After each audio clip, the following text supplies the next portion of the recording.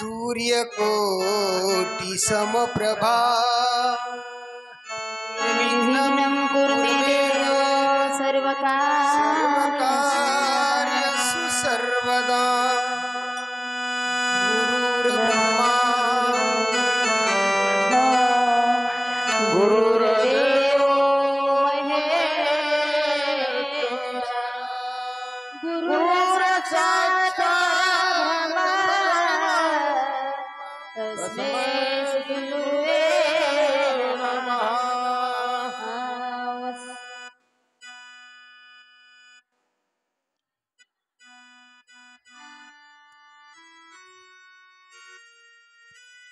श्री संतांची या माता चरणावरी साष्टांग हे करी दंडवत। मज पामर आहे काय थोरपण पायीची वाहन पायी बरी। या उक्तीप्रमाणे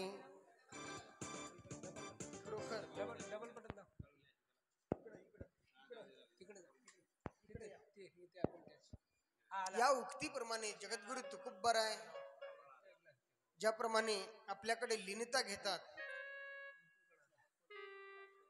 आणि दुसऱ्याला आपल्याकडे लघुता घेऊन दुसऱ्याला श्रेष्ठत्व वहाल करतात,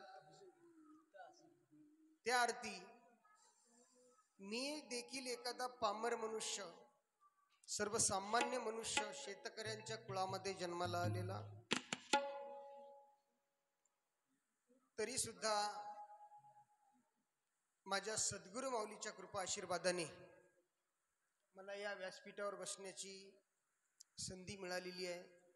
एक धाडस, एक डेअरिंग आपल्याला प्राप्त होण्याचं कारण म्हणजे सद्गुरु कृपा आणि तुम्हा सर्व ग्रामस्थ मंडळीची कृपा आशीर्वाद, आई वडिलांची पुण्याई, अशा सर्वांच्या अनुकंपेनं या ठिकाणी मी व्यासपीठ प्राप्त करू शकलो। आणि आज मारुत्र्यांच्या दरबारामध्ये अनेक दिवसापासून चालत असलेला अखंड हरिनाम सप्ताह, या सप्ताहातील श्रीमद भागवत कथेचा आज 7वा दिवस आणि या 7व्या दिवसाच्या कथेला आरंभ करण्यापूर्वी या ठिकाणी जी उपस्थित असलेली जी मंडळी, गुणीजन मंडळी या ठिकाणी उपस्थित आहेत, गेल्या बऱ्याच दिवसापासून 7 दिवसापासून ते आम्हाला साथ देत आहेत। सुंदर अशा प्रकारच्या आवाजामध्ये भगवंताचं गुणगान गात आहेत आणि ते आम्हाला श्रुत करीत आहेत, तृप्त करीत आहेत। आणि म्हणून आदरणीय हरिभक्त परायण सुनीताताई धर्माबादकर आणि अर्गन वादक आदरणीय हरिभक्त रामभाऊंचे बिलोलीकर नार्वेकर, तसेच आदरणीय मृदंगाचार्य हरिभक्त परायण आमचे नामदेव महाराज आवराळकर, दिगंबर महाराज दुगावकर, तसेच आमचे सुरेश पाटील इळेगावकर, आदरणीय हरिभक्त परायण आमचे जगन्नाथ महाराज पांढरे, हरिभक्त परायण माधवराव पाटील, गंगाधर पाटील आदी करून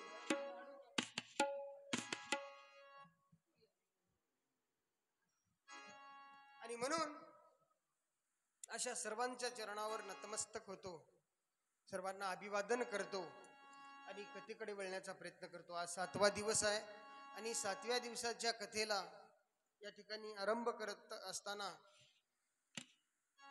शिवावलोकन करणे म्हणजे पाठीमागे वळून पाहणे, बरं का।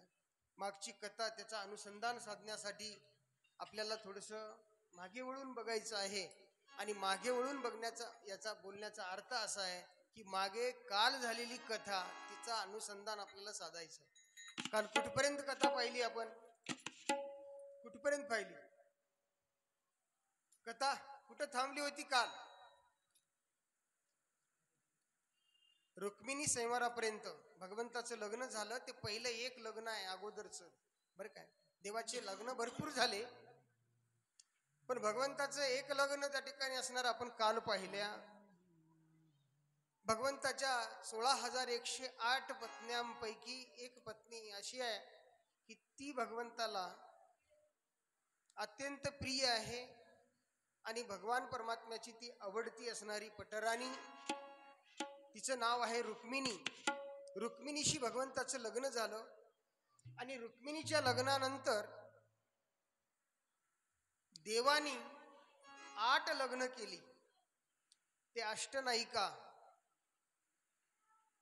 सत्यभामा, जांबुवंती, लक्ष्मणा, मित्रवृंदा अशा एकंदरीत 8 पत्न्या देवांच्या त्या ठिकाणी असणाऱ्या सांगितल्या गेलेल्या आहेत. त्याला अष्टनायिका म्हणतात. आणि ज्या काही 16,000 पत्न्या देवानी केल्यात त्यांचे थोडस वर्णन आलेलं आहे, पण थोडस आपल्याला घाई असल्यामुळे थोडक्यामध्ये सांगण्याचा मी प्रयत्न करतो, त्याला हात घालण्याचा प्रयत्न करतो त्या विषयाला.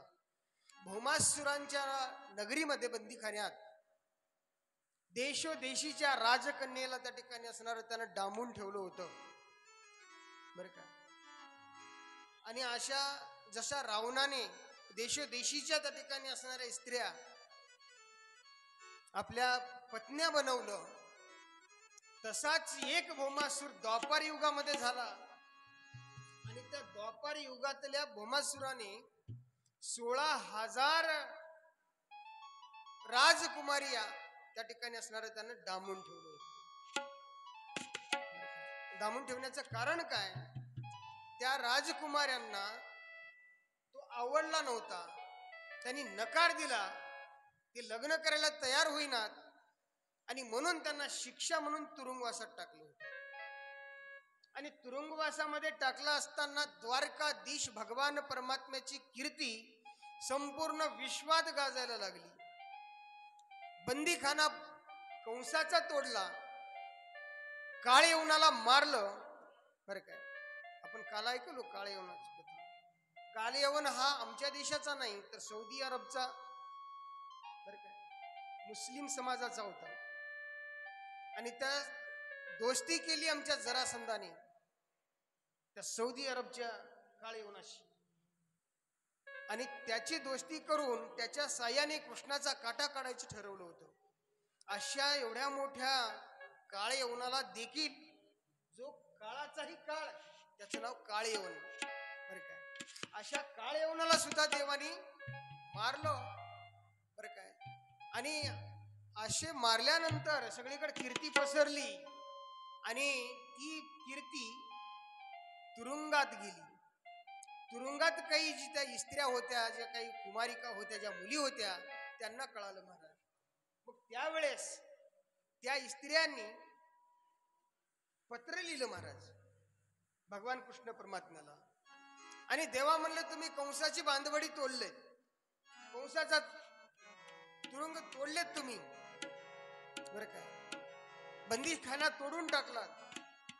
मग भौमासुराचा काळ तोडण्यासाठी विलंब करीत आहात, कृपा करून भौमासुराचंही असणार हे बंदीखाना तोडा, आम्हाला मुक्त करा. अशा त्या पत्रामध्ये नमूद केल्या होत्या महाराज.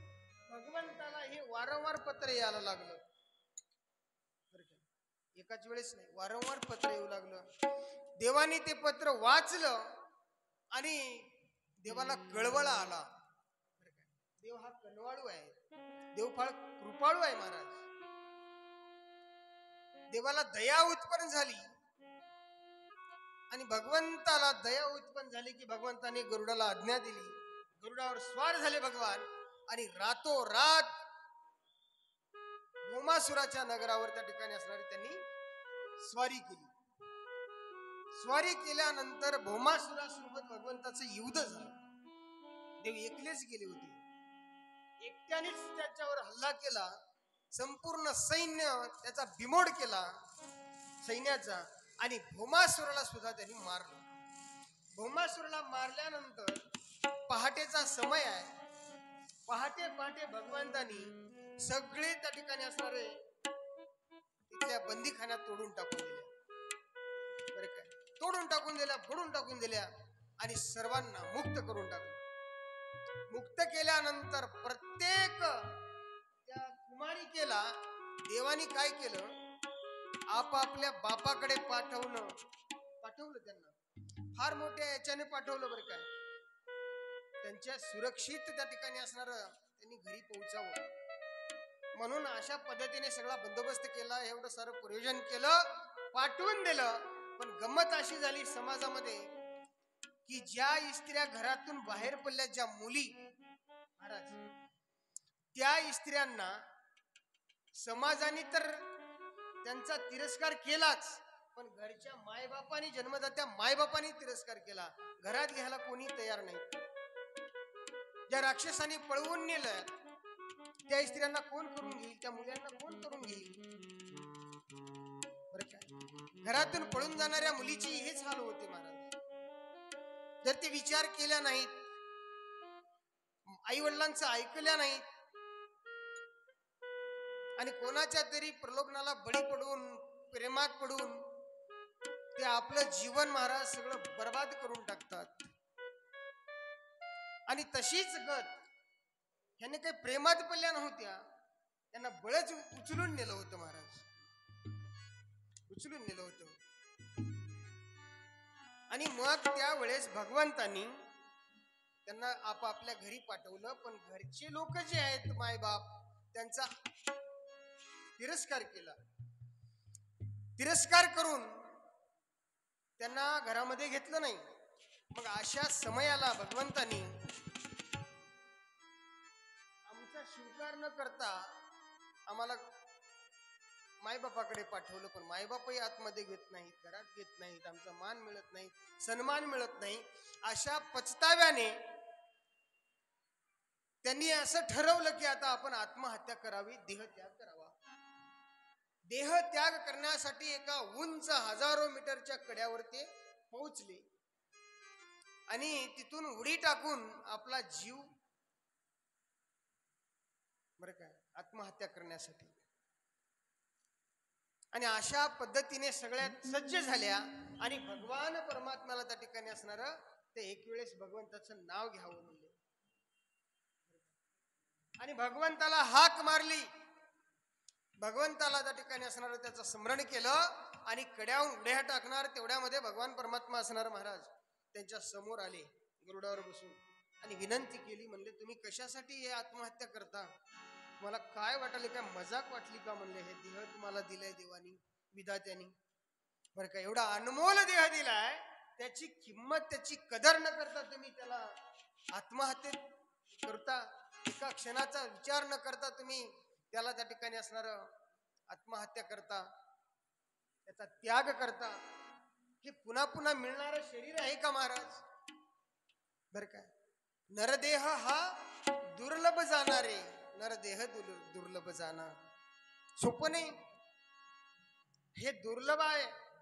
तर इतकं दुर्लभ आहे महाराज की हे प्राप्त करण्यासाठी आम्हाला 184चा फेरा फिरावा लागला. एका एका येवनीला कोटी कोटी वेळा आम्हाला जन्माला यावं लागलं बरं काय. मग कुठेतरी असणार आम्हाला हा देह प्राप्त झालाय आणि हा देह प्राप्त झाल्यानंतर याची आपण कदर करत नाही बरं काय, याची किंमत करत नाही. आम्ही देवानी पटवून सांगितलं आणि सांगितलं लक्षात ठेवा म्हणले, तुम्ही आत्महत्या करून आलेला जीवनात आलेला आपल्या वाट्याला आलेला जो भोग आहे, तुम्ही आज जर करता, तुम्ही त्याच्यात पळवाटा काढून जर आत्महत्या करत असाल तर तुम्हाला व्याजासकट फेडावं लागेल दुसऱ्या जन्मामध्ये बरं काय. माणसं वैतागून आत्महत्या करतात शिल्लक थोडक्या कारणावरून महाराज बरं का, किरकोळ कारणावरून आत्महत्या करतो. पण विचार करा, थोडासा जरी त्रास, थोडाशी जरी कुठला अपमान झाला तर माणसं अपमान सहन न करता आत्महत्या करतात. पण देवाने सांगितलं लक्षात ठेवा म्हणले, याच्या पुढे जर तुम्ही आत्महत्या कराल तर तुम्हाला आता पुन्हा चान्स नाही म्हणले मनुष्य जन्मामध्ये, म्हणून आत्महत्या करू नये महाराज. आलेला भोग, जे भोग आलाय वाट्याला, ते निमूटपणे भोगायचं बरं काय. भगवंताचा प्रभूचा प्रसाद समजायचा आणि हसत हसत हसत जीवन जगायचं महाराज. म्हणून अशा पद्धतीने देवानी समजावून सांगितलं. त्यांनी सांगितलं म्हणले, देवा आम्ही बंदी शाळेत सुखी होतो, आम्हाला कशाला सोडल्या म्हणजे आमची कशाला सोडणूक केला असाल आम्हाला समाज निष्कर्षित केलेला आहे आम्हाला समाज आता आमच्या त्या ठिकाणी समाजात कोणी घ्यायला तयार नाही मायबाप सुद्धा घरात घ्यायला तयार नाही आम्ही जावं कुठं सांग भगवान परमात्म्याने त्यांची समजूत काढली आणि भगवंतांनी सांगितलं तुम्हाला मानाचं स्थान तुम्हाला सन्मानाचं जीवन जगण्याची संधी मी उपलब्ध करून देतो आमच्या सोबत लग्न कोण करेल मी करतो म्हणजे आणि देवानी अशा पद्धतीने 16,108 बायका केल्यात बरं काय आणि हे सगळे लग्न झाले देवांचे लग्न झाल्यानंतर भगवान परमात्मा जरासंधाचा वध करतात भीमाच्या हातून बरं काय आणि पांडवांच्या यज्ञामधून असणारा देवाचा अपमान झाला शिशुपाळा करवी 100 अपराध बघा देवाने 100 अपराध सहन केलेत अनंत ब्रह्मांडाचा मनक असून कोणी एक शब्द बोललेले सहन होईना आम्हाला बरं काय एक शब्द पण देवाने 100 तुका आता बघा प्रत्येक अवतारामध्ये देवाकडे शस्त्र आहे अशी कित्येक अवतार आहेत देवाचे बरं काय प्रत्येकाकडे अशा प्रकारची शस्त्र अस्त्र आहेत शंख चक्र गदा पद्म सहित करी बरं काय हातामध्ये हे सगळं आयुध्य घेऊन देवा अवताराला आले पण कृष्ण एक असा अवतार आहे महाराज की त्याच्या हातामध्ये शस्त्र नाही तर बंशी आहे बासरी घेऊन त्या ठिकाणी असणार अशा पद्धतीने भगवान परमात्म्याने सगळ्यांना तृप्त करण्याचं काम केलेलं आहे हातात बासरी घेतली आणि अशा पद्धतीने बंसी बजाने वाले बंसी अनुराने वाले बंसी बजाने वाले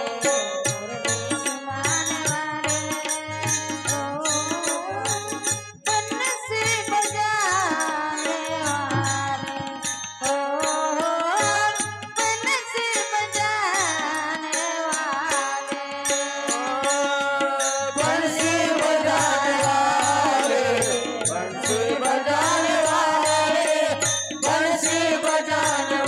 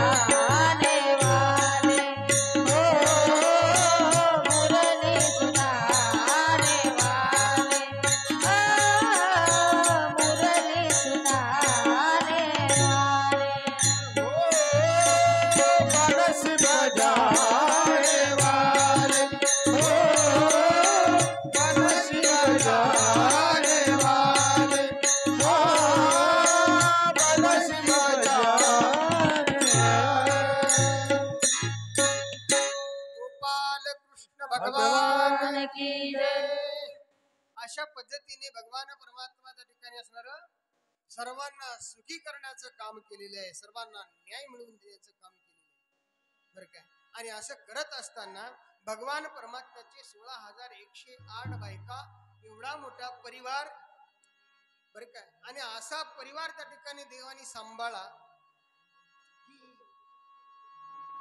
बोलू नका, असा परिवार सांभाळला।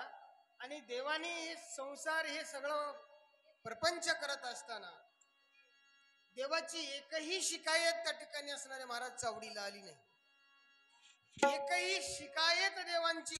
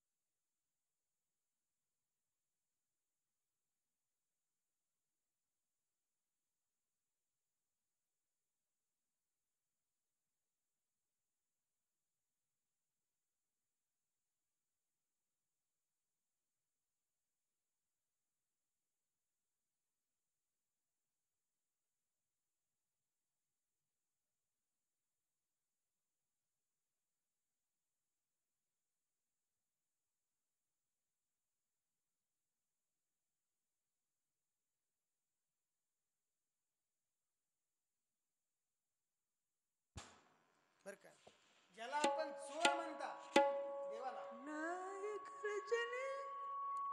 बर काय, देवाला त्या ठिकाणी असणारा महाराज, देवाला कुठल्याच प्रकारची तुमची अपेक्षा नाही. देव तुम्हाला पैसे मागत नाही, तुम्हाला सोनं मागत काही मागत नाही बघ काय. आणि देवाला एवढी मोठी लंका मिळाली होती महाराज, बर काय. तुका म्हणे ज्याची संपदा एवढी, इतकी संपदा तुकाराम महाराजाने लिहून ठेवलं, किती संपदा त्याच्या मोजमाप काढून ठेवला. एवढी संपदा ज्या रावणाची होती, देवाने रावणाला मारलं, पण ते संपूर्ण राज्य बिभीषणाला देऊन टाकलं. शिवच्या मध्ये सुद्धा गेले नाही, बरं काय. बिभीषणाला किती किती त्या ठिकाणी असणार महाराज रामचंद्र प्रभूला विनंती केली, देवा एकदास तुम्ही मला हे राज तिलक केलात, पण एक माझी विनंती आहे की कृपा करून तुम्ही असणारं माझ्या लंकेमध्ये यावं. त्यांनी सांगितलं, मी भरताला वचन दिलेलं आहे, कुठल्याच त्या ठिकाणी असणार राज्यात प्रवेश करणार नाही, कोणाच्या घरला जाणार नाही, बरं काय. आणि कुठल्याच प्रकारचं त्या ठिकाणी असणार उपचार कोणाचा, पावनचार कोणाचा घेणार नाही. आणि घेतलंच नाही महाराज, घेतलंच नाही, बरं काय. आणि म्हणून भगवान कृष्ण परमात्मा सुद्धा कंसाला मारले, जरासंधाला मारले, शिशुपाळाला मारले, बरं काय, आणि शैल्याला मारले, असे अनेक दैत्य मारले, होमासुराला मारलं, पण कोणाचीच त्या ठिकाणी असणारी संपदा देवानी हिरावलेली नाही महाराज. अशा पद्धतीने देवाने त्या ठिकाणी आदर्श कारभार करून दाखवला. आणि देवाकडे पदही ठेवून घेतलं नाही, पदाचे बी त्या ठिकाणी असणारी अभिलाषा केली नाही महाराज. द्वारकाधीश म्हणा, तुम्ही काही म्हणा, पण त्याच्याकडे कधी सिंहासन नव्हतं, बरं काय. सिंहासनाचा अधिकार दुसऱ्यालाच. आणि अशा पद्धतीने भगवान परमात्मा त्या ठिकाणी असणार वावरू लागलेले आहेत.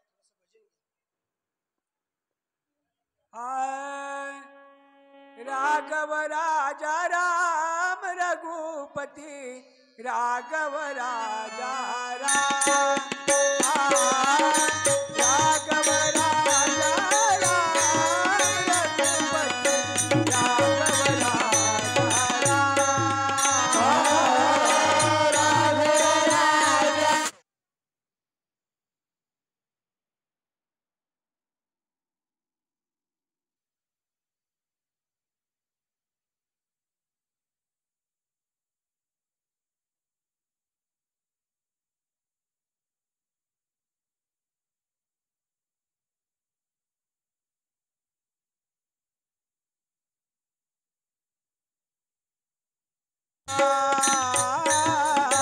राघव राजा राम रघुपती, राघव राजा राम, रघुपती, राघव राजा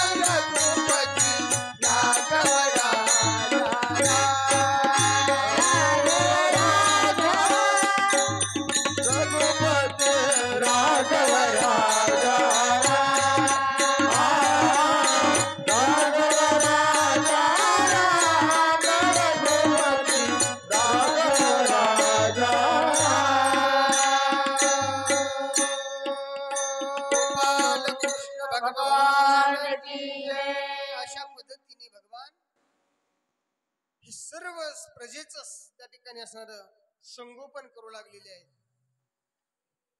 राजा नव्हते, देव भगवान राजा नव्हते, पण राजनीती कशी करावी हे देवाकडूनच शिकावं लागते महाराज. भल्या भल्याची कशी खोड मोडायची हे कृष्णाला चांगलं माहित होते.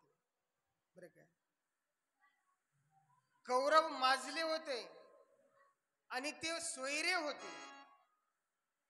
बरं काय, वक्रदंत आणि शिशुपाल हे देखील सोयरे आहेत. आणि त्यांच्या फडशा पाडला देवानी. आणि देवानी काय केलं, त्याच वेळेस असणार आपण सुदर्शन हातामध्ये आता धरणार नाही अशी प्रतिज्ञा केली होती. आणि एवढी मोठी प्रतिज्ञा केली देवानी, आता मी काय सुदर्शन हातामध्ये धरणार नाही, आता सगळे दैत्य संपलेले आहेत असं देवाला वाटलं होतं. पण चुकून चुकून चुकून जे नजरे आडवर राहिले ते बळकावले. असे बळकावले की ते एवढं महागात पडलं देवाला पुन्हा त्याला मारण्यासाठी. फार मोठी पराकष्ट करावी लागली. अनेक प्रकारचे कलंक देवाला झेलावे लागले, अंगावर घ्यावे लागले, अंगाला लागले देवाच्या कलंक. असे अनेक कलंक देवाला लागले.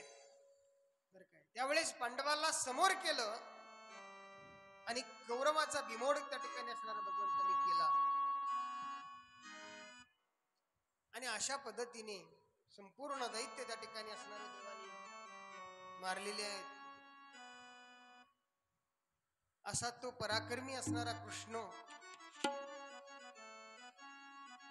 सगळ्या गोर गरिबांचा त्या ठिकाणी असणारा तो मालक आहे. म्हणूनच अनाथाचा मायबाप म्हणलंय.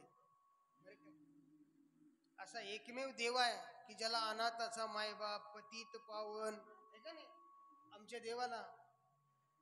आमच्या देवापाशी कुठल्याच प्रकारच्या त्या ठिकाणी असणारं महाराज, श्रीमंती येऊ द्या, गरीब येऊ द्या, दुराचारी येऊ द्या की पुण्यवान येऊ द्या, सगळे समानच असतात. ही कृष्णनीती आहे. कोणाचाच अव्हेर, कोणाचाच तिरस्कार, कोणाचा त्या ठिकाणी असणारा कधी देवानी केलेलाच नाही.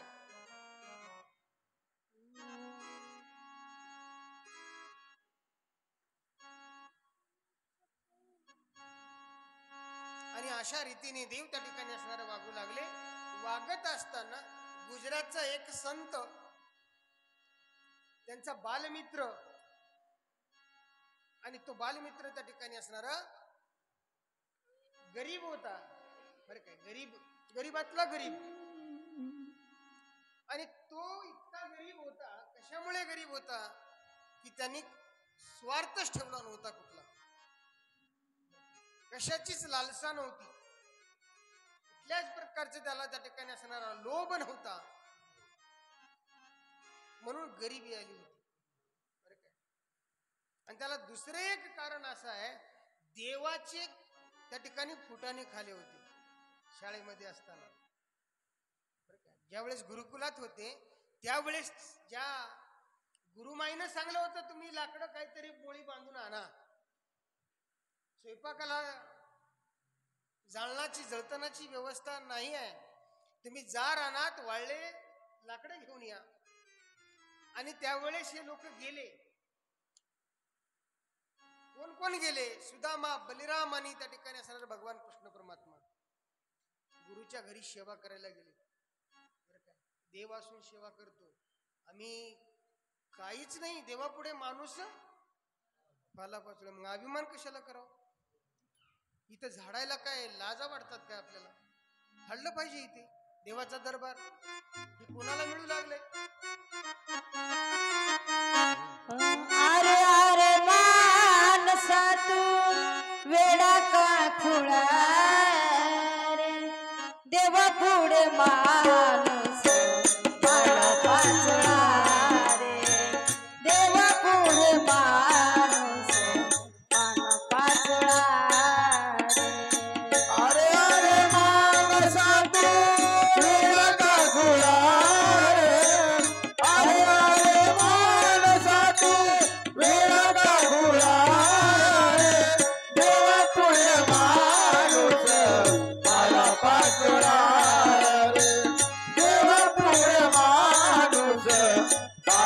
पाचोळा रे देवा पुढे माणूस पाला पाचोळा रे अरे अरे माणसा तू वेडा का खुळा रे अरे अरे माणसा तू वेडा का खुळा रे देवा पुढे माणूस पाला पाचोळा रे देवा पुढे माणूस पाला पाचोळा रे देवा पुढे माणूस पाला पाचोळा रे अरे अरे माणसा तू वेडा का खुळा रे अरे अरे माणसा तू वेडा का खुळा रे देवा पुढे माणूस पाला पाचोळा रे देवा पुढे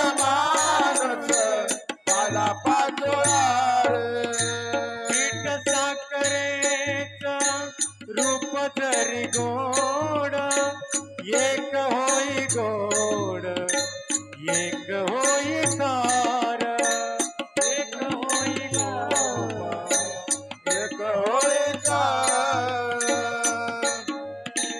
तुझा संग दोघाचा बी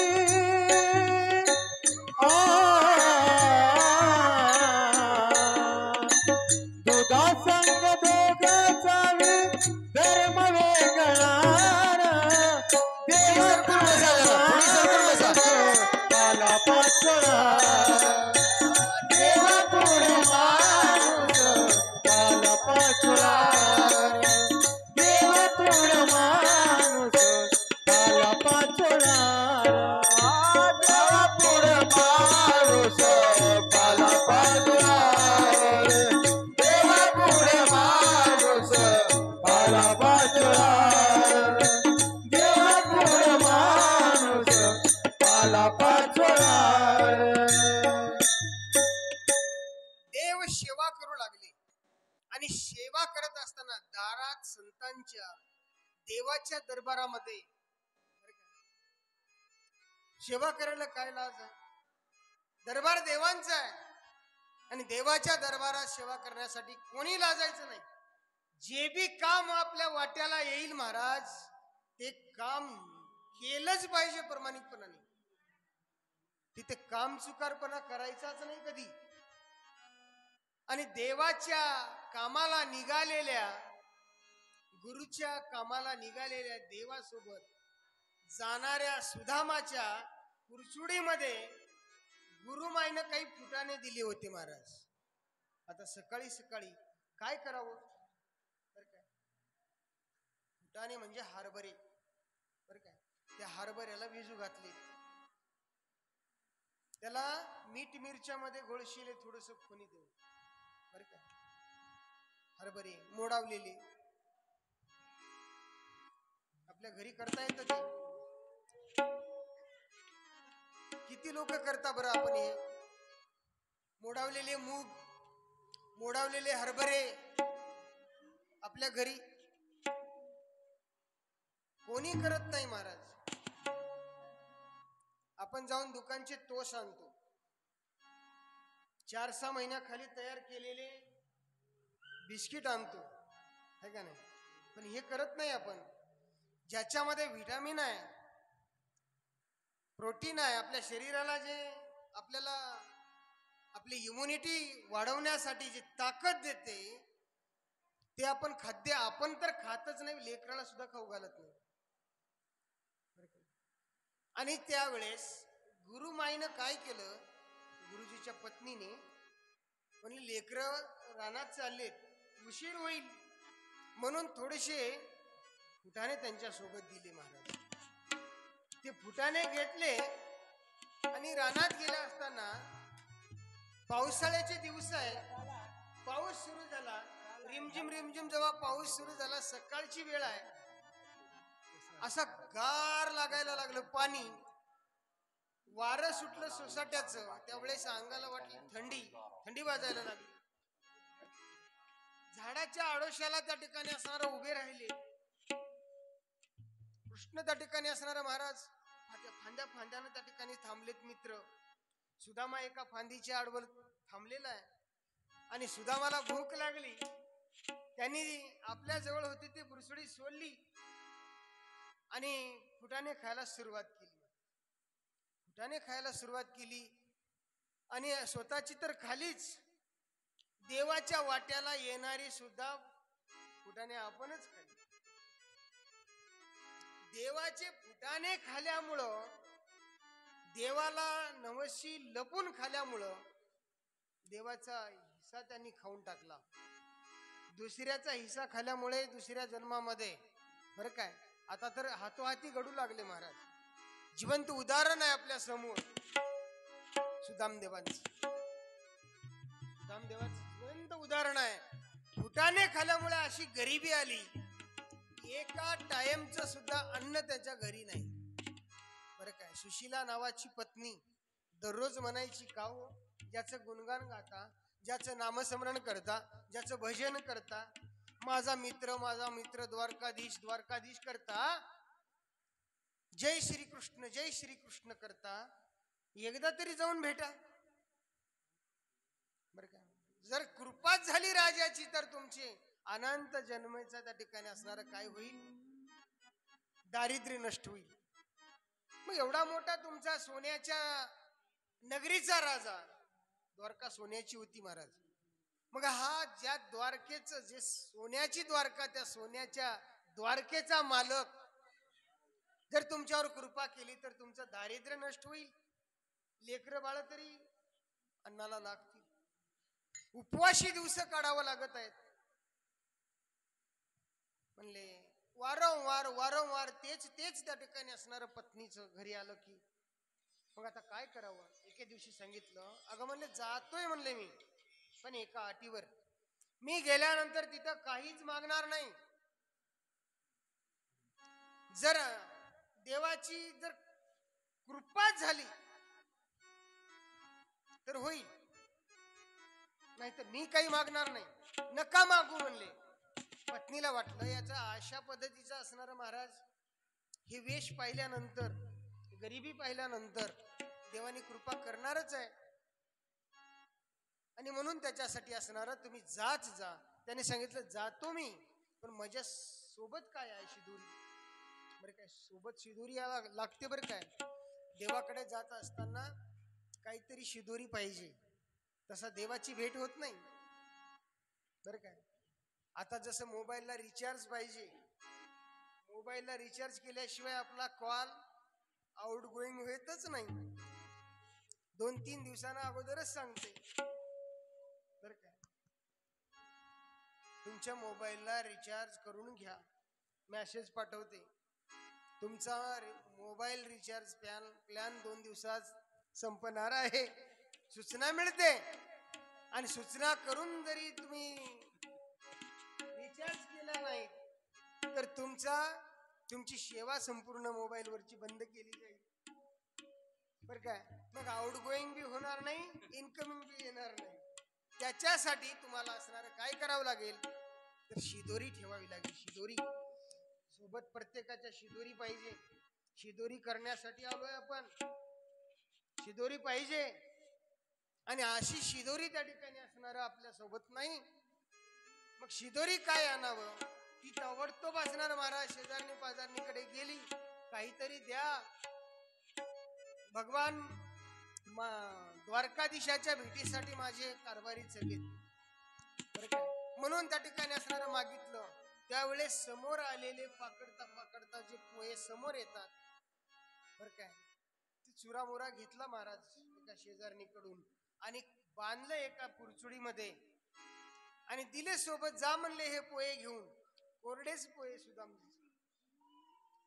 ते कसे बसे महाराज द्वारका गाठली, द्वारकेमध्ये गेलेले आहेत भगवान.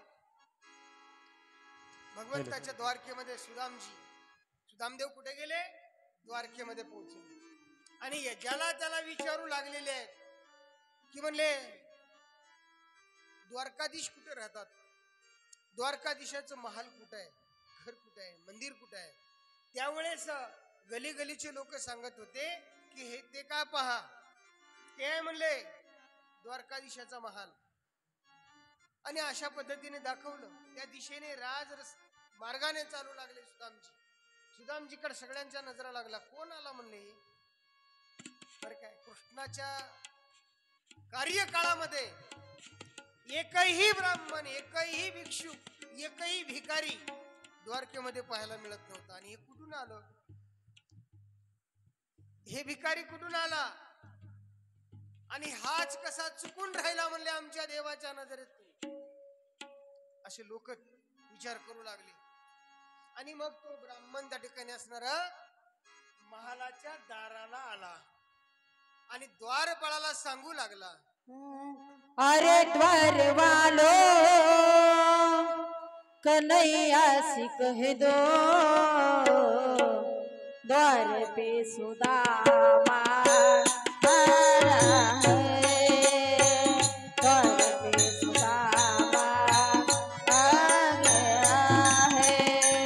अरे द्वारपालो कन्हैया से कह दो, अरे द्वारपालो कन्हैया से कह दो, के दर पे सुदामा गरीब आ गया है, के दर पे सुदामा गरीब आ गया है।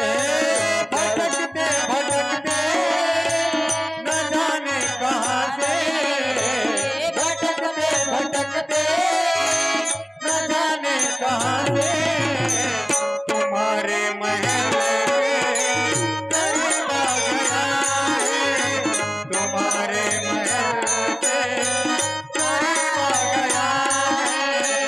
अरे द्वारपालो कन्हैया से कह दो, अरे द्वारपालो कन्हैया से कह दो, के दर पे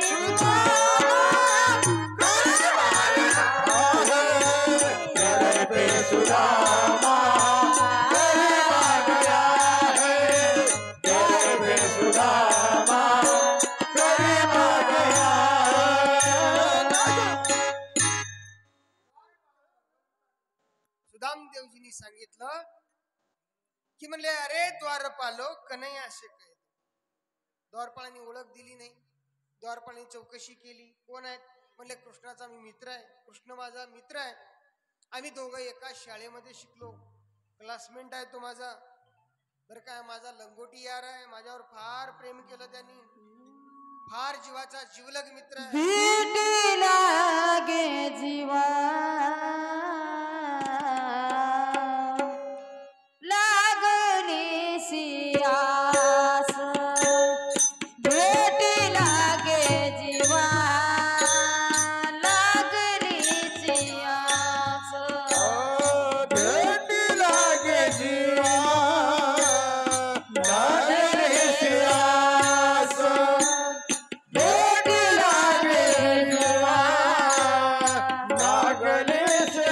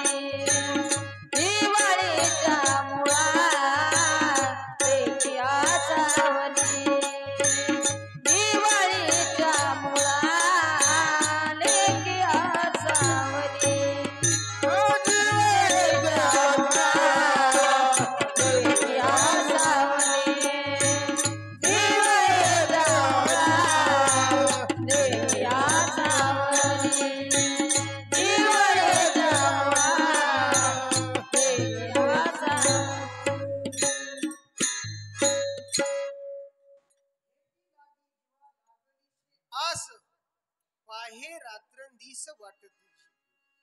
दिवाळीच्या मुळा लेकिया सावली पाहात सेवा टुली पंढरीची. जस एखादी बायले काय महाराज आणि ती सासर घरी त्या ठिकाणी असणारी नव्याने नांदायला गेलेली आहे आणि एखादा सण यावा दिवाळीचा, दिवाळी सारखा सण समोर यावा की जशी आपल्या माहेरची त्या ठिकाणी असणारी वाट पाहते, सतत आपल्या बोलाव्याची वाट पाहते, तस सुदामजीला झालेलं आहे. सुदामजीला आणि घरी आई वडिलांना भेटण्यासाठी जशी ती मुलगी रात्रंदिवस ध्यास करते, आई सुद्धा माझी छकुली आली नाही, माझी माधुरी आली नाही, माझी कावेरी आली नाही जशी म्हणते बरं काय, तसे आता तीच आई महाराज जावाईन लेक गाडीवर बसून येऊ आणि ते आईनं बघाव, माय माझ्या माधुरीचं, माय माझ्या माधुरीची कारभारी सोयरा, माय लई लई चांगला, माय लई चांगला म्हणते. काय सांगावं म्हणते जावायाला. आणि लेक जावाई कितीही गाडीवर फिरू द्या, कशी किती वेळेस फिरू द्या, जाऊ द्या, येऊ द्या, काही वाटत नाही. आणि तीच माय, तीच सासू, तुम्हाला सांगतो ल्योकन सून फिरतानी बघा, बघा बघा. आई माझी ऐका ऐका कशी फिराली बघा की, काम धंदे काहीच नाही, काहीच वाटना म्हणते. सुनच देखोच ना महाराज, आणि लेकीचं मात्र त्या ठिकाणी असणारं किती कौतुक करावं याचं काही लिमिटच नाही बरं काय. आणि म्हणून त्या ठिकाणी असणारं महाराज, ह्या आईवर प्रेम करणारी सासरघरची सून माहेरची वाट बघाव, तसं सुदामजीला झालं, तुकोबारायांना सुद्धा झालं बरं काय.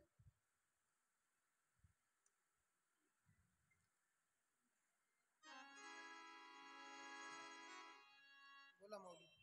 हॅलो.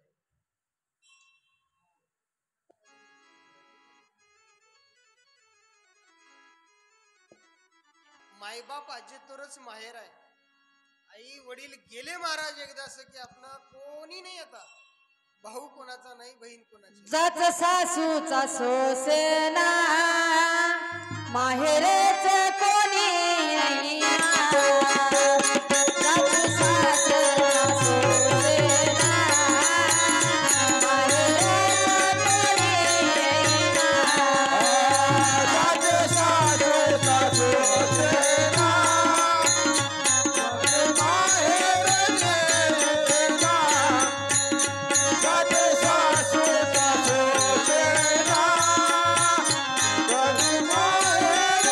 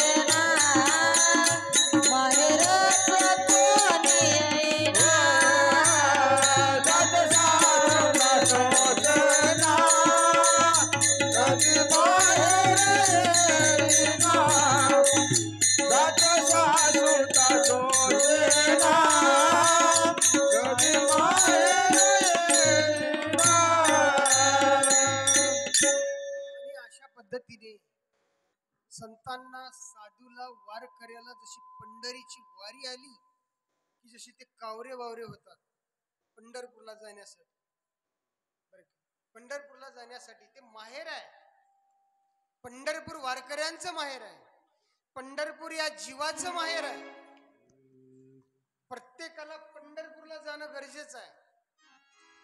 पंढरपूरचं आराध्य माझे माहेर पंढरी, माझे माहेर पंढरी, माझे माहेर पंढरी, माझे माहेर पंढरी. आहे भिवरेच्या तिरी, हो आहे भिवरेच्या तिरी, माझे माहेर पंढरी, माझे माहेर पंढरी, पंढरी माझे माहेर पंढरी. आहे भिवरेच्या तिरी, भीमनेच्या तीरी, माझे माहेर पंढरी, माझे माहेर पंढरी, माझे माहेर पंढरी. आणि हे पंढरपूर आमचं जीवाचं माहेर आहे. बरं का? एक तरी वेळेस पंढरपूरला जाणं गरजेचं आहे. किती लोकांनी पंढरपूर पाहिलं? हात वर करा बरं. आम्हाला काय दूर आहे का पंढरपूर? किती लोकांनी? दोघं तिघेच काय? किती लोकांनी झाले? प्रत्येकानी बरं काय आल्यानो संसारा जाये पंढरपुरा, दिनाचा सोयीरा पांडुरंग.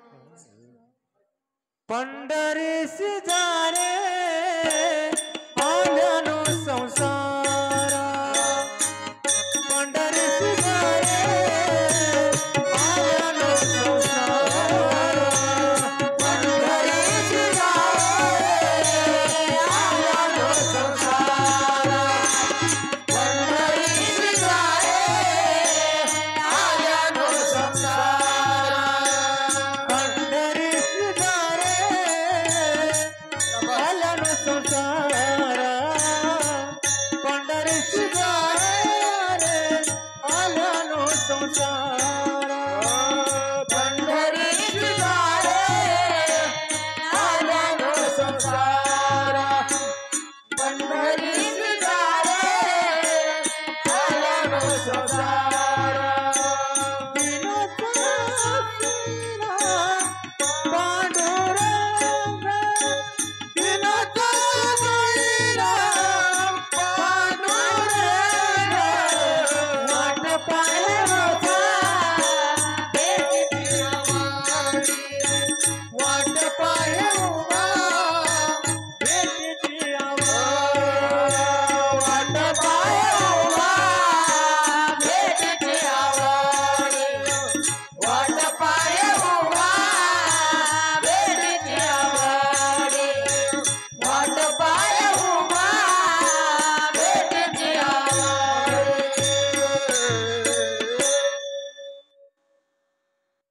वाट पाहे उभा भेटीची आवडी, कृपाळू तातडी उथा वेळ. भेटीसाठी एवढा देव उता वेळ आहे, पण आपण जायलाच तयार नाही. एकदा तरी पंढरपूरला जावावं, भगवान परमात्म्याच्या चरणावर त्या ठिकाणी असणारं लीन व्हावं महाराज, नतमस्तक व्हावं. बरं काय? देवाच्या चरणावर अशा स्पर्श करायला मिळते, देवाच्या चरणावर डोकं ठेवून त्या ठिकाणी नमस्कार करायला मिळते. असं एक ठिकाण चला हो पंढरी जाऊ, चला हो पंढरी जाऊ, जीवाच्या जीव लगा पाहो, जीवाच्या जीव लगा पाहो.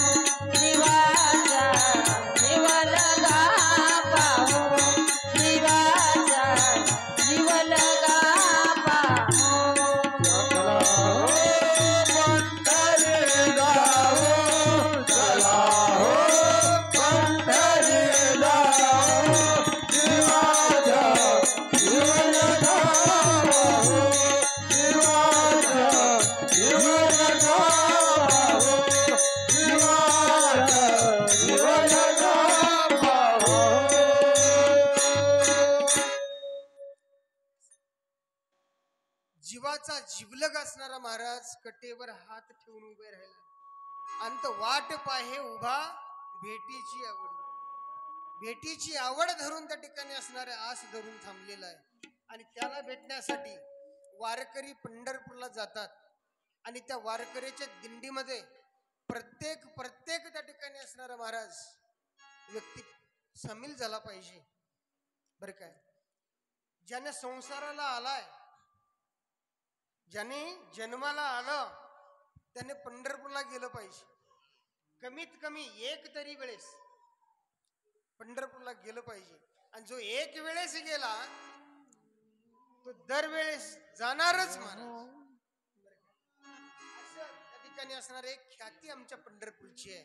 तसं हा सुदाम नावाचा ब्राह्मण कुठे गेला?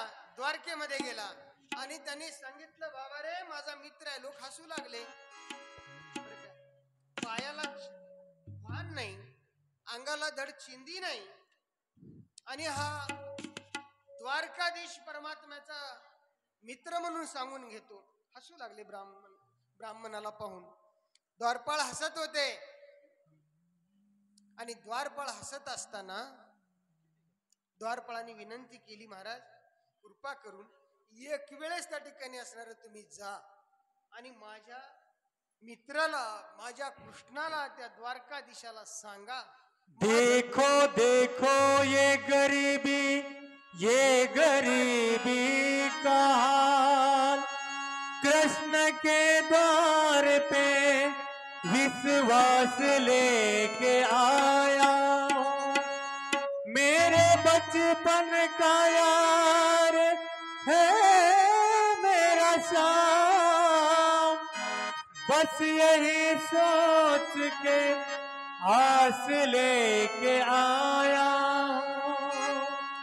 अरे द्वारपाल कन्हैया से कह लो, अरे द्वारपाल उस कन्हैया से कह लो कि दर पे सुदामा गरीब आ गया है, कि दर पे सुदामा गरीब आ गया है, कि दर पे सुदामा गरीब आ गया।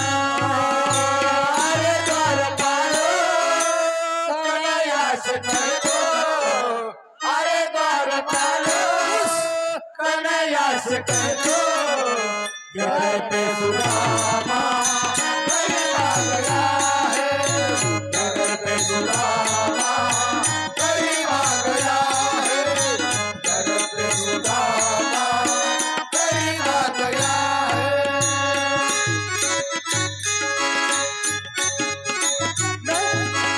न सर पे है पगड़ी, न सर पे है जामा, बता दो कन्हैया से नाम है सुदामा, बता दो कन्हैया से नाम है सुदामा, बता दो कन्हैया से नाम है सुदामा।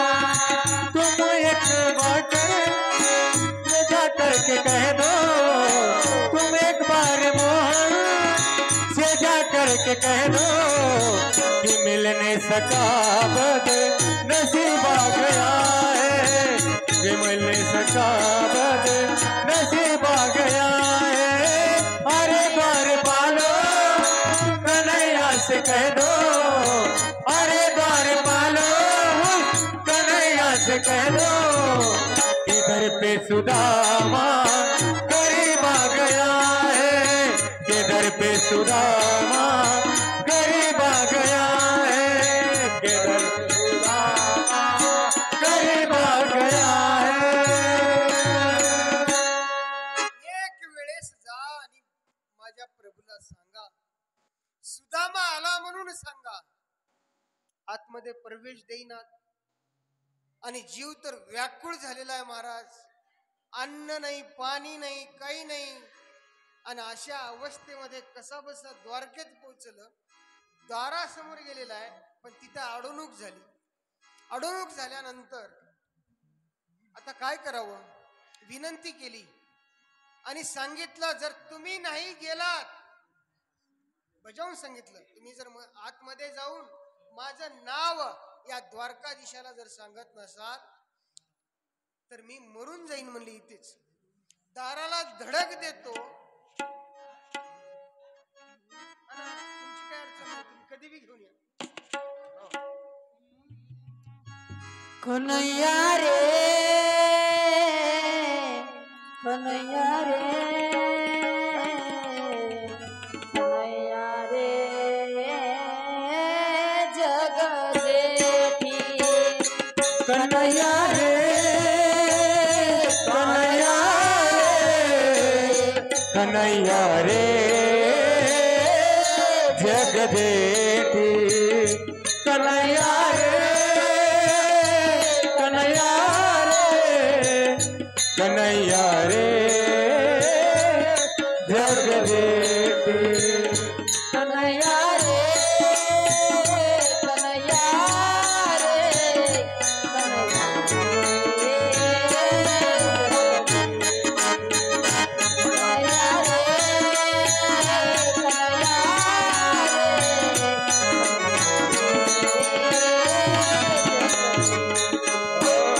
कन्हैया रे कन्हैया रे कन्हैया रे जग जेठी कन्हैया रे कन्हैया रे कन्हैया रे जग जेठी तेरी बेटी एक वेळा देई भेटी एक वेळा देई भेटी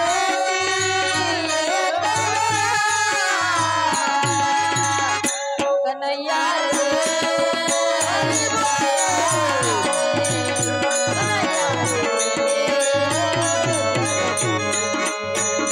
कन्हैया रे कन्हैया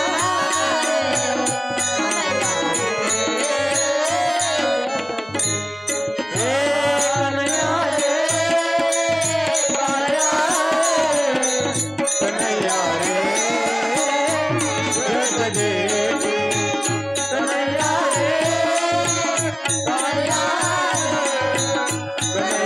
रे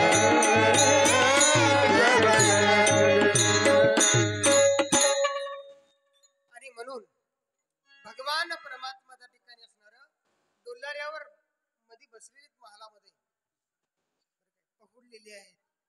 आणि द्वारपाळाला वाटलं जर मी आतमध्ये गेलो नाही, मी जर सांगितलो नाही महाराज, तर हा मरून जाईल आणि हा मेल्यानंतर देव आमच्यावर कोपल.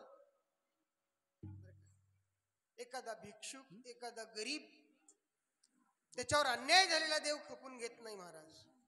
दुर्बलावर कुठल्या एखाद्या जीवावर जर अन्याय केला तर ते देवाला खपत नाही. मग देव जर आमच्यावर कोपला तर आमचं काही खरं नाही. म्हणून त्याच्यासाठी त्याची धावपळ सुरू झाली महाराज. देवाची एक ब्रीदवाक्य आहे, देवाचं ब्रीदच आहे, भक्ता राखे पायापाशी आणि दुर्जनाशी संवारी. बरं काय, असं ब्रीद आहे. मग त्याच्या भक्ताला जर त्या ठिकाणी असणारा गोर गरिबावर अन्याय झालेला हे कधी देव खपून घेत नाही महाराज. आणि तीच रीत बरं काय आणि तेच विचार माझ्या छत्रपती शिवरायांनी अवलंबलेला आहे. ज्यांनी ज्यांनी अन्याय केला महाराज समाजावर गोर गरिबावर, त्याच्यावर माझ्या राजांची तलवार चालली. एकच राजा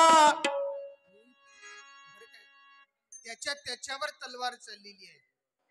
बरं काय, मग तो कोणी सखा असू द्या, सोयरा असू द्या, मग तो कोणी असू द्या, अशी ती तलवार असणारी महाराजांची लकलकती तलवार. फार फार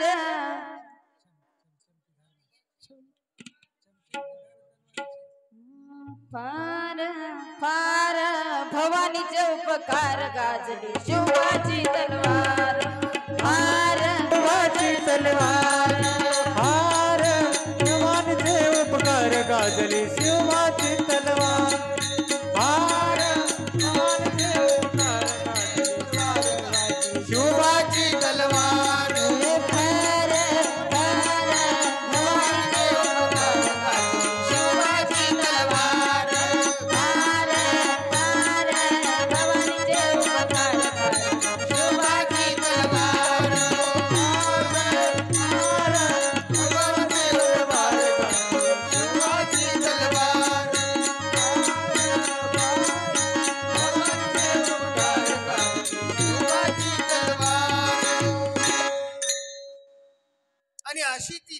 प्राण छत्रपती शिवरायांची विचार केला नाही. रांजाच्या पाटलांनी एका मुलीवर अन्याय अत्याचार केलं होतं महाराज. हा नात्याने मामा लागत होता, जातीने जातभाई होता, पण राजाने विचार केला नाही. आज्ञा दिली, बांधून मुसक्या बांधून आणण्यात आलं आणि राजाने सांगितलं याचा चौरंग बनवा. चौरंग बनवलं, हातपाय तोडून टाकून दिले. आणि अशा पद्धतीने त्याच्यावर अन्याय झालेला देवाला सण होणार नाही म्हणून धावत धावत त्या ठिकाणी असणारे द्वारपाळ गेले आणि भगवंताला सांगितलं, भगवान हे प्रभू, हे मनमोहन, हे माधव, हे केशव, बाहेर कोणीतरी द्वारपाळ आलेला आहे. त्याची सगळी वेशभूषा सांगितली. नाव काय सांगतो तो? भगवंताने विचारलं, तो काय नाव सांगतो? त्यावेळेस द्वारपाळाने सांगितलं, कोणीतरी सुदामा. आणि हे वाक्य ऐकल्याबरोबर सुदामा म्हणेपर्यंत भगवान परमात्मा उठले आणि पायात काही घातलं नाही महाराज. पायात जोडे घातले नाही, उपरणं घेतलं नाही बरं काय. आणि जो पितांबर असा वर सुद्धा धरलं नाहीत महाराज. असा पितांबर रुळू लागलेला आहे. तरी देव त्या ठिकाणी धावत त्या ठिकाणी असणाऱ्या दाराला आले. सुनते ही दौड़े चले आए मोहन, लगाया गले से सुदामा को मोहन, लगाया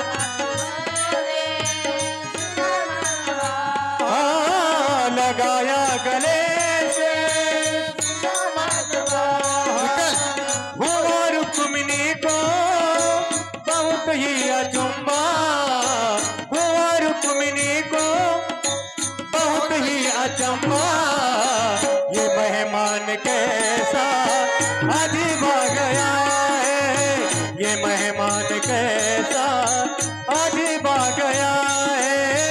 अरे द्वारपालो कन्हैया से कह दो, अरे द्वारपालो कन्हैया से कह दो के दर पे सुदामा गरीब आ गया है, के दर पे सुदामा गरीब आ गया है, के दर पे सुदामा गरीब आ गया है.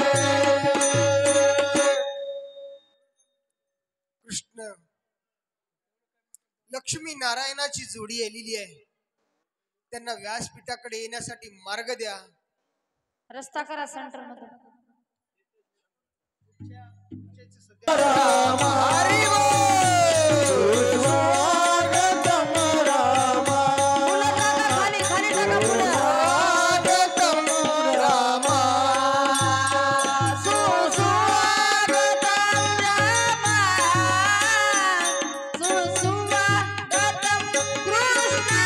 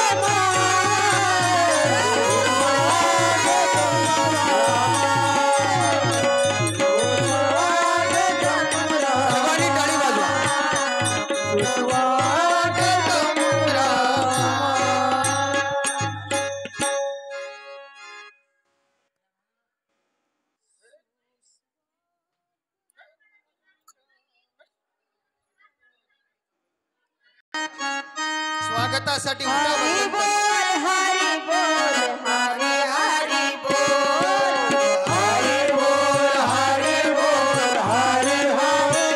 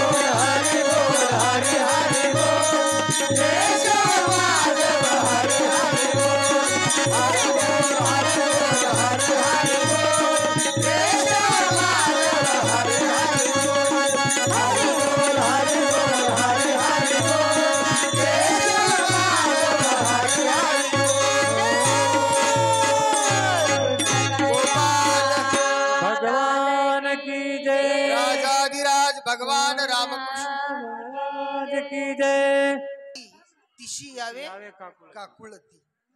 बरं का, लक्ष्मी नारायणाच्या पायथ्याशी बसलेली आहे. बरं का,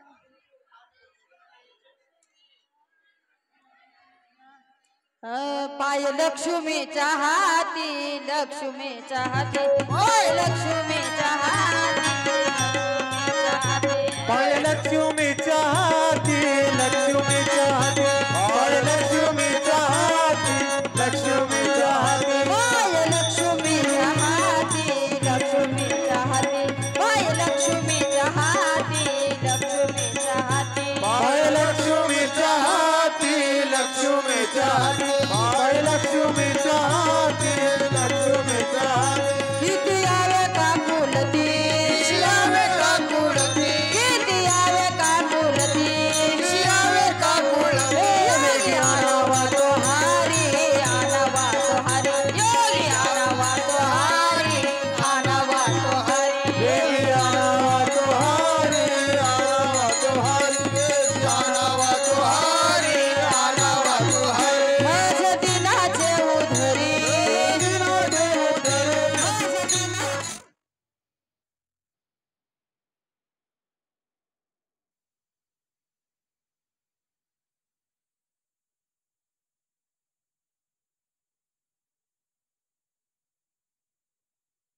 देवी आणावा तो हारी, आणावा तो हारी.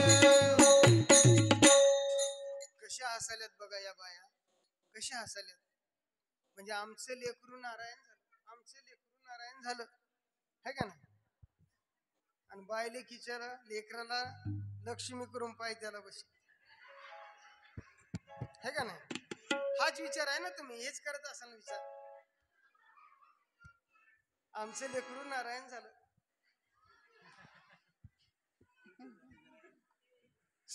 सारे दिवस सारखे नसते. नसतात.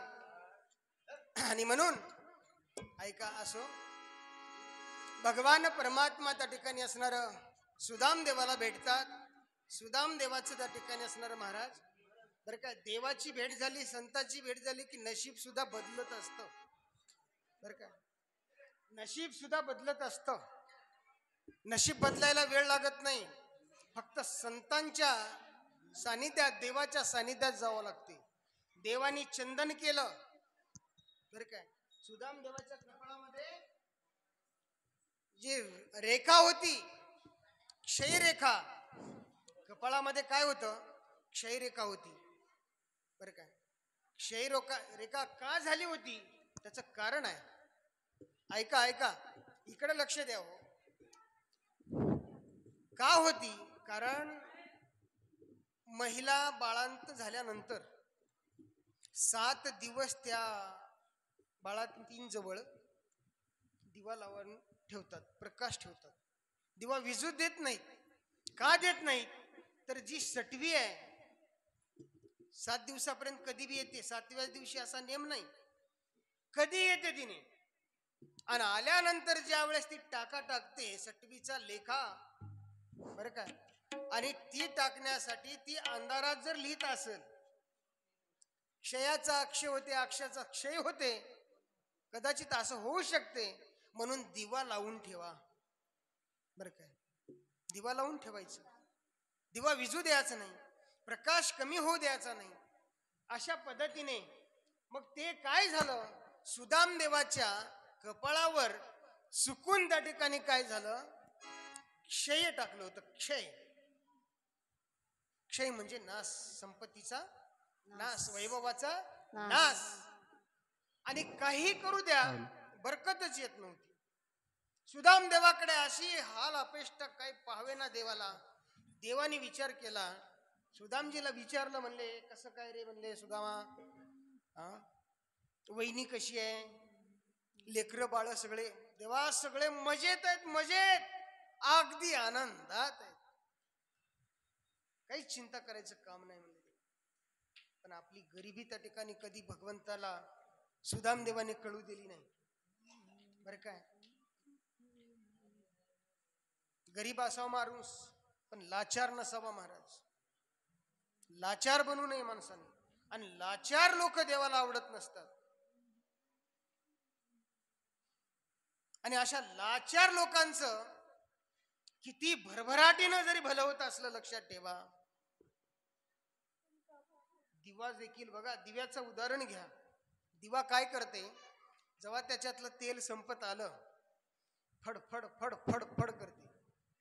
दिवा फडफड करू लागला की चांगली जाणकार माणसं म्हणतात तेल संपलंय, काय वाद संपली बघा, लई बडबड करायलाय, लई फडफड करायलाय. तसं लाचार लोकांना जरी भरभराट दिसत असला समाजाला त्यांचा, तर ते दीर्घकाळ टिकणारा नसतो. म्हणून त्याच्यासाठी भगवंताला लाचार झालेले सण होत नाही. पण हे लाचारी कधी त्या ठिकाणी आमच्या सुदामदेवाने सांगितली नाही. सुदामदेवाने सांगितलं, देवा मजेत आहे, मजेत, कृपा त्या पांडुरंगाची. लागलीस आस मला गोडिया भंगाची, लागलीस आस मला गोडिया भंगाची,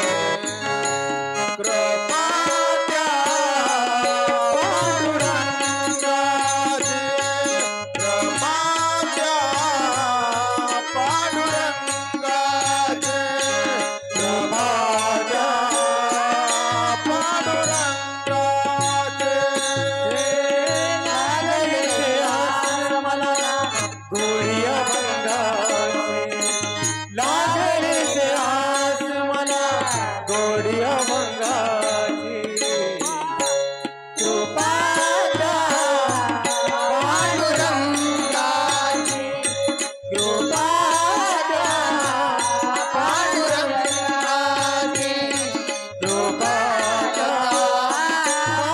पांडुरंगाची,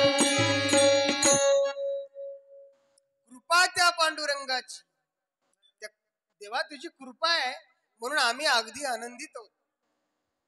बरं का, काही विचारायचं कामच नाही असं त्या ठिकाणी असणार सुदामदेवाने सांगितलं. पण देवाने ओळखलं. बरं काय, देव ज्याला मागत नाही त्याला आधी देऊन टाकतो. ध्यानात ठेवा, जे देवाकडे येऊन मागतात त्यांना कधीच देत नाही, मागे ठेवतो त्याला. पण जो कधीच मागत नाही, अंतरीचा भाव जाणतो, बरं काय, न सांगताही करी काम. देव सांगायची गरज नाही, तो काम करतो. फक्त त्याला त्या ठिकाणी असणार महाराज अनन्य भावाने शरण जावं लागते. सुदामदेवाने शरण गेलं आणि सुदामदेवाचे त्या ठिकाणी असणार चंदन करण्याच्या निमिषाने, बरं काय, चंदन करण्याच्या, टिळा लावण्याच्या निमित्ताने देवानी जी अक्षर होते कपाळावर, जी अक्षर होते क्षय नावाचं, त्याला पलटून टाकून दिलं. क्षयचं अक्षय, अक्षय केलं. संपत्ती संपत्ती, बरं काय, माती धरलं तरी सोनं व्हायला लागलं. आणि सुदामदेवाला सुदाम नावाच्या सोन्याची नगरी देऊन त्या ठिकाणी देवानी अशा पद्धतीने त्याचा गौरव केला. बरं काय, ही कथा या ठिकाणी असणारी आपण पाहिलेली आहे. पुढे आपल्याला ग्रंथाचा विसर्ग करायचा आहे. वेळ भरपूर झालेला आहे, मिरवणुकीला टाइम होईल. मिरवणुकीचे जे कार्यकर्ते आहेत त्यांना विनंती आहे, तुम्ही पालखी सजून ठेवा. मिरवणूक आहे, वेळ होते. त्याच्यासाठी काय झालं, राजा परीक्षित, आता ऐका, राजा परीक्षित कोण्या महालामध्ये बसला होता. तुम्ही कथा सुरुवातीच्या दिवशी सांगितलं मी तुम्हाला, लक्षात ठेवा. राजा परीक्षित कोण्या महालामध्ये बसला होता. महाल कशाचं होतं, कोण सांगू शकेल? महाल, ती महाल होतं काचेचं.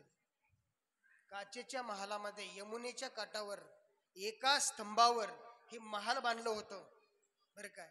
आणि त्या महालामध्ये एक छोटस मंदिर आहे. महाल म्हणजे मंदिर. आणि त्या मंदिरामध्ये सुखदेव कथा सांगतात, राजा परीक्षित ऐकतो. आणि ऐकत असताना हे कशासाठी ध्यानात लक्षात ठेवायला सांगितले मी, तुम्ही कोण्याही काचच्या महालात असाल, मरण येणारच. मरण कधी चुकलं नाही कोणाचं. कथा ऐका, कीर्तन ऐका, काही ऐका, मरण चुकवण्यासाठी ऐकायचं नाही, मरणाचं भय विसरण्यासाठी ऐकायचं. परीक्षित महाराज कथा ऐकत आहेत. सुखदेव कथा सांगू लागले. 7वा दिवस उचलला. राजा उपवासी आहे. अन्न नाही, पाणी नाही, काहीच नाही. पंक्ती खाऊ खाऊ येत नव्हते. भंडारे खाऊ खाऊ कथा ऐकत नव्हते महाराज. पाणी सुद्धा पिलं नाही राजाने. पाणी 7 दिवस 7 रात्र झाल्या. कथा सुंदर अशी चाललेली आहे. भगवंताचं चरित्र ऐकवत आहेत. आणि परीक्षित राजा ऐकू लागले. सुखदेव त्यांना कथा ऐकू लागलेले आहेत, ऐकू घालत आहेत. तिकडे काय झालं, कश्यप नावाचा एक वैद्य, बरं काय, कश्यप नावाचा एक वैद्य, मांत्रिक, सर्पाचं विष उतरवणारा, बरं काय, पांडाळकर्या म्हणतो आपण, है का नाही, आपल्या भाषेत सांगायचं झालं तर पांडाळकर्या. आणि त्याचं नाव होतं कश्यप. आणि ते कश्यप निघाले कुठं, हस्तिनापूरला. आणि हस्तिनापूरला जात असताना तक्षकाची आणि कश्यपाची भेट झाली. कश्यपाची आणि तक्षकाची. जो तक्षक चावायला जाणार आहे, ते सर्प राजाला चावायला चाललाय आणि एक विष उतरायला चाललंय. दोघांची भेट झाली. भेट झाल्यानंतर कश्यपाने नमस्कार केला साधूला आणि विचारलं, महाराज कुठं चालल्या? म्हणले हस्तिनापूरला. हस्तिनापूरला कशासाठी? म्हणले तिथे राजाचं भागवत चाललंय, राजा भागवत ऐकतोय आणि त्याला शाप आहे, 7व्या दिवशी मरणार आहे तक्षक दंशाने. आणि तो तक्षक कोण्याही परिस्थितीमध्ये राजाला चावतोय आणि चावल्यानंतर मी ते विष उतरवणार आहे. मी ते विष उतरवल्यानंतर राजा माझ्यावर संतुष्ट होणार आहे. राजा माझ्यावर संतुष्ट झाल्यानंतर मला अमाप संपत्ती देईल. एवढी संपत्ती देईल की त्या संपत्ती दिल्यानंतर माझं जलंभराची सगळी दारिद्र्यता नष्ट होईल, दलिंदरी नष्ट होऊन जाईल, मी सुखी होईल. याच्यासाठी चाललोय म्हणले. महाराज एवढंच पाहिजे ना तुम्हाला? म्हणले धन, संपत्तीसाठी चाललोय ना तुम्ही? हो, संपत्तीच पाहिजेत असेल तुम्हाला इथंच संपत्ती देतो म्हणले, लागल तेवढी. पैसेच पाहिजेत ना तुम्हाला? इथेच पैसा देतो, तुम्ही इथून मागे फिरा. इथून मागे फिरा, जायचं नाही म्हणले हस्तिनापूरला. का बरं? मीच तक्षक आहे, मीच तक्षक आहे. चावायला चलो, मनुष्याचा वेश घेतलाय, सर्पाचा वेश टाकून दिलाय, मला जायचं आहे म्हणले तिथे. आणि गेल्यानंतर राजाला चावणार आहे. आणि हे ब्राह्मणाचं वचन आहे, ऋषीचं वचन आहे, साधूचं वचन आहे, ते पूर्ण करायचं आहे. त्याच्यासाठी काय करा, मागे फिरा. भुयारामध्ये शिरला सर्प आणि तिथून महाराज रथभर सोनं बाहेर काढलं. एक रथ म्हणजे एक गाडीवर सोनं महाराजाला दिलं. महाराज परत फिरले, मॅनेज झाले, विकत घेतलं, फोडलं महाराजाला.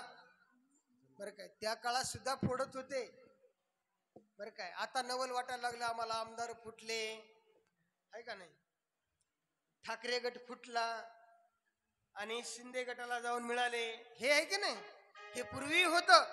महाराज मॅनेज झाले, परत फिरून महाराज निघून गेले आणि तक्षकाने आपले सवंगडी जमा केले, शिष्यमंडळ.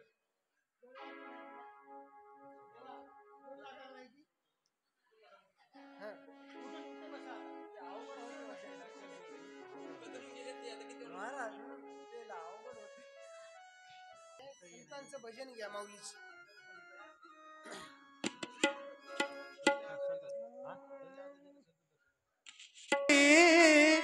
हा माझा विश्वास संपत्ती पायी, हा माझा विश्वास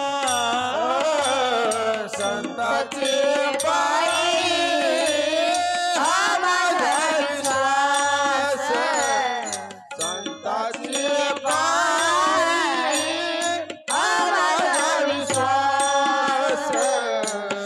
संताची पायी हा माझा विश्वास संताची पायी हा माझा विश्वास संताची पायी हा माझा विश्वास संताची पायी हा माझा विश्वास सर्व भावेदास झालो त्यांचा सर्व भावेदास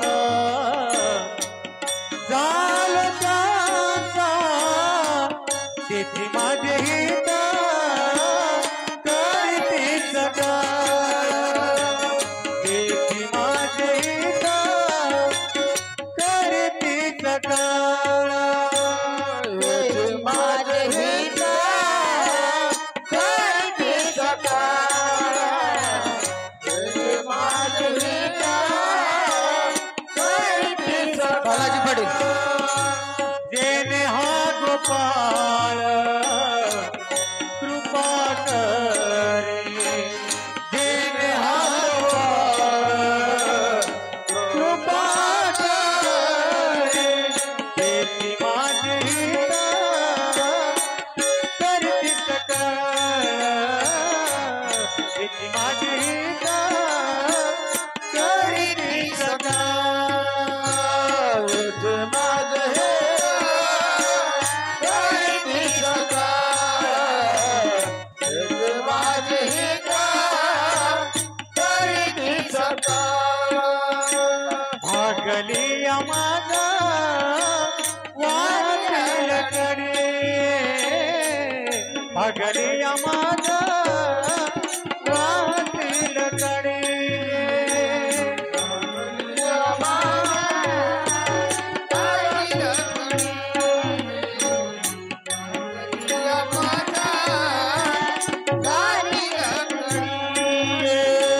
शांतियाने जोडे सर्व सुख शांतियाने जोडे सर्व सुख तेथे माझे हित करते सदा तेथे माझे हित करते सदा माझे हित करते सकाळ माझे हित करते सकाळ जेने हा गोपाळ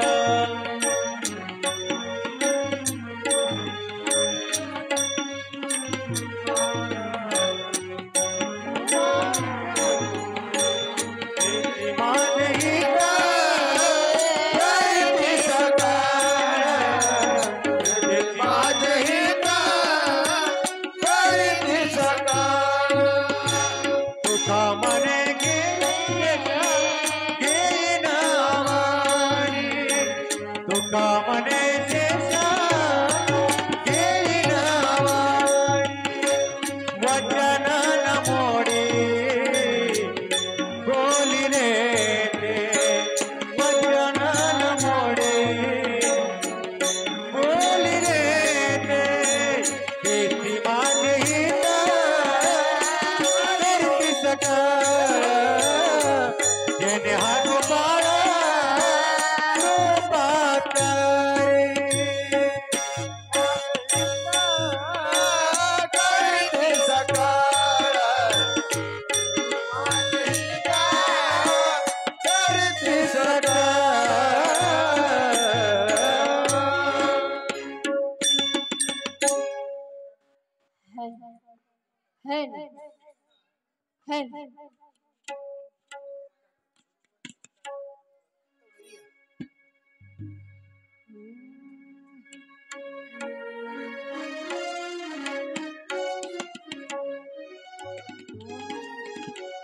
जय हो जय श्री भागवता आरती करू तुझ भगवंता जय हो जय श्री भागवता आरती